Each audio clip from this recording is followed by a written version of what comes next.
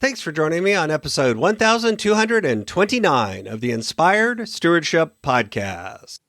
I'm Grant Botma. I challenge you to invest in yourself, invest in others, develop your influence, and impact the world by using your time, your talent, and your treasures to live out your calling. Having the ability to find work-life harmony is key. And one way to be inspired to do that is to listen to this, the Inspired Stewardship Podcast with my friend, Scott Mader.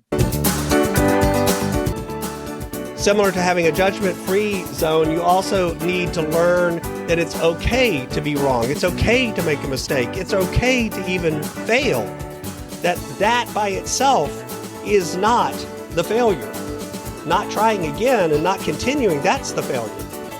Welcome and thank you for joining us on the Inspired Stewardship Podcast. If you truly desire to become the person who God wants you to be, then you must learn to use your time, your talent, and your treasures for your true calling.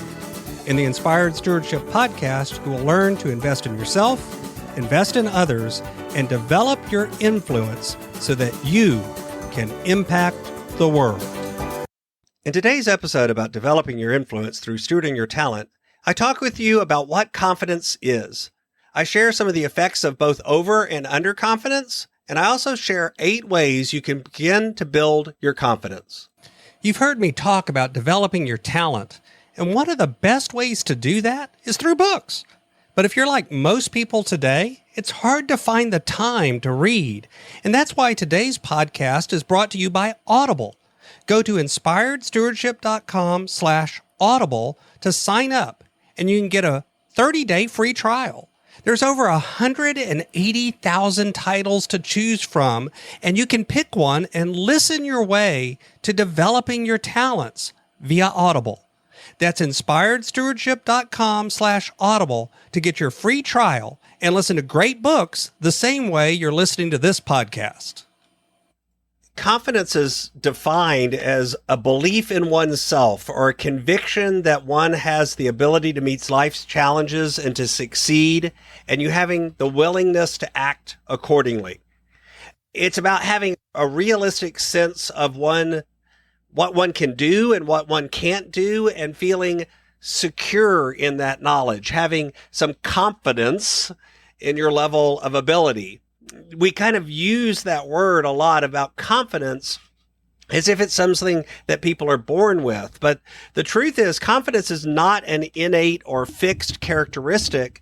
Rather, it's an ability. It's a skill. It's something that can be practiced and acquired and developed and improved over time. If you want to have more confidence in social settings, then you can practice becoming more confident in social settings, observing how conversations happen. What is the structure and the flow of a conversation, and preparing ahead of time and coming up with ideas to speak about.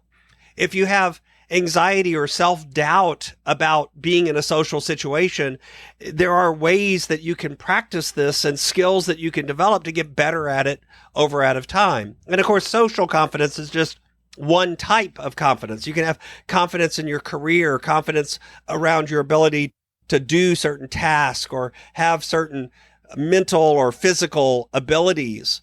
Confidence spreads into a lot of things, and it's not even one unified thing. You could have confidence in one area of your life and yet lack confidence in another. Perhaps you have confidence around your work abilities, but lack confidence when it comes to your relationships or your social abilities, or vice versa. What's more, there's actually a problem with sometimes having overconfidence or underconfidence as well. And they're both bad in their own way. Overconfidence is also kind of part of the Dunning-Kruger effect, this idea that we overestimate our ability to do things. Sometimes we have way more confidence in our ability to get something done, do it well. You ask someone to do something that they've never done before, and if they have a tendency to think that they're going to be better at it than they really are, that can be overconfidence. That's also happens sometimes when you have a great deal of confidence in one area of your life, and therefore, because of that skill and that ability and the thing that you're good at, you then think that spreads into all areas of your life.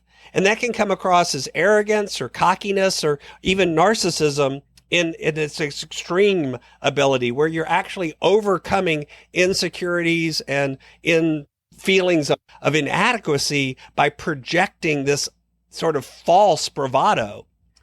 But confidence is equally bad. This is the idea of looking at things that you're doing and assuming that there's no possible way that you can do well, that there's no possible way that you could manage this. You tend to shy away from new opportunities. You tend to not take any sort of risk at all. A lot of times this is left over from past trauma or past ways that you were raised, or cultural backgrounds, or relationship experiences and other past experiences that come across and begin to cause you to have a feeling of, there's just nothing that I'm good at. Both of these are equally bad and equally harmful, just in different ways. Overconfidence lends you to take risks that you shouldn't, and underconfidence leaves you to not taking risks that you should. So both can be damaging to your ability to grow and succeed in life. So how do we work on our confidence? Some of these are things that you will have heard on the podcast before, because they're things that help you in other areas of your life as well. One is having pride in the small things. And what I mean by that is managing to celebrate every little victory, no matter how small they might seem. No matter how tiny the step is, still celebrating that success. Celebrating every accomplishment and goal on the route towards a bigger one, instead of focusing on the things that are still before you. Similar to that, learning to have a judgment-free mentality, both for yourself and for others. Not looking at people as a way that, is good or bad, but instead looking to find the things that you can encourage and celebrate in each person that's out there. The third, learning to have good boundaries and have the ability to say no to things, learning to understand that you can't do everything, and being able to say no, not I'll think about it, not I'll get back to it, not I'll talk to you later, but just no, I can't do that. It also leads us to have confidence by speaking up, by actually letting other people know what our boundaries, our opinions, our thoughts, our hopes, our dreams are. Having the bravery to speak up. Similarly, listening to others, learning their journey, their life experience, learning what's going on for them as well.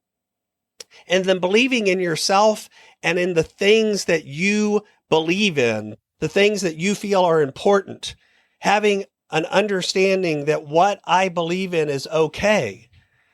Similar to having a judgment-free zone, you also need to learn that it's okay to be wrong. It's okay to make a mistake. It's okay to even fail.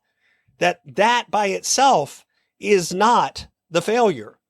Not trying again and not continuing, that's the failure.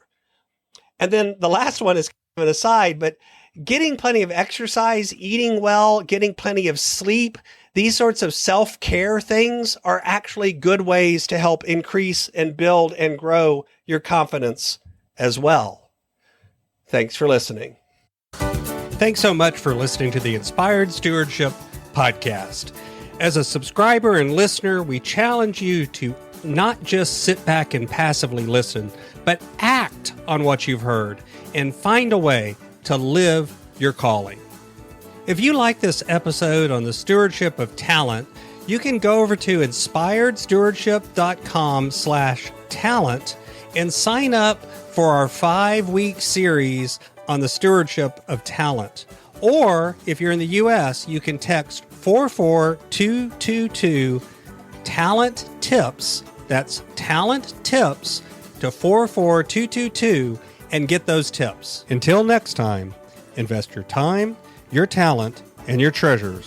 Develop your influence and impact the world.